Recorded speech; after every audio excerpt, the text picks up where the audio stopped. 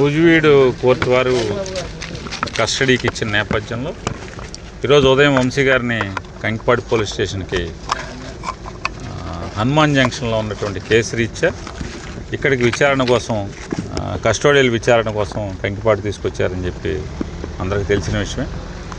మరి రాత్రి నుంచి శ్వాస అందక ఇబ్బంది పడుతుంటే హాస్పిటల్ తీసుకొచ్చారని టీవీల్లో చూసి, టీవీలు అన్నింటిలో కూడా వంశీకి అస్వస్థతగా ఉంది, కంకిపాడు హాస్పిటల్కి షిఫ్ట్ చేశారు పోలీస్ స్టేషన్కి అని చెప్పి టీవీలో వస్తుంది. అందరం పరిగెత్తుకుని వచ్చాం.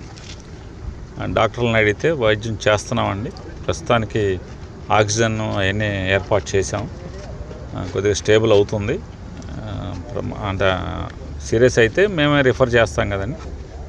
లేదు ప్రస్తుతానికి అంటే ఒక వామిటింగ్ కూడా అయింది. అతను ఎవడు కొట్టమంటే ఆడు కొట్టే స్థితికి వచ్చి తెచ్చారు మీరు, రేపైనా ఇట్టాగా ఉంటుంది అంటే జిల్లా హాస్పిటల్కి బెటర్. అంటే రేపు డాక్టర్ గారు కూడా రేపు కండిషన్స్ ఇన్వెస్టిగేషన్ చేసి ఆ రోజు అంటే రేపు ఉదయానికి ఆరోగ్య పరిస్థితిని బట్టి ఏం చేయాలి, ముందైతే ఇబ్బందికర పరిస్థితి నుంచి నిలబెట్టామని చెప్పి డాక్టర్ గారు చెప్పారు. సో వైద్యాధికారులకు థ్యాంక్స్ చెప్తూ, అట్లాగే ప్రభుత్వాన్ని కూడా ఈ రకంగా ఆరోగ్యం పాడైపోయి చంపేసేదానికి ప్రయత్నం చేయటం కూడా ఇది పద్ధతి కాదు మీకు అని చెప్పిన కూడా ఎవరైతే ప్రభుత్వం నడిపి ఇవన్నీ చోద్యం చూస్తూ ఈ ఉప్మా వండినంత సులువుగా తప్పుడు కేసులు కట్టించే పనిలో ఉన్నారో వాళ్ళకి చెప్తున్నాం.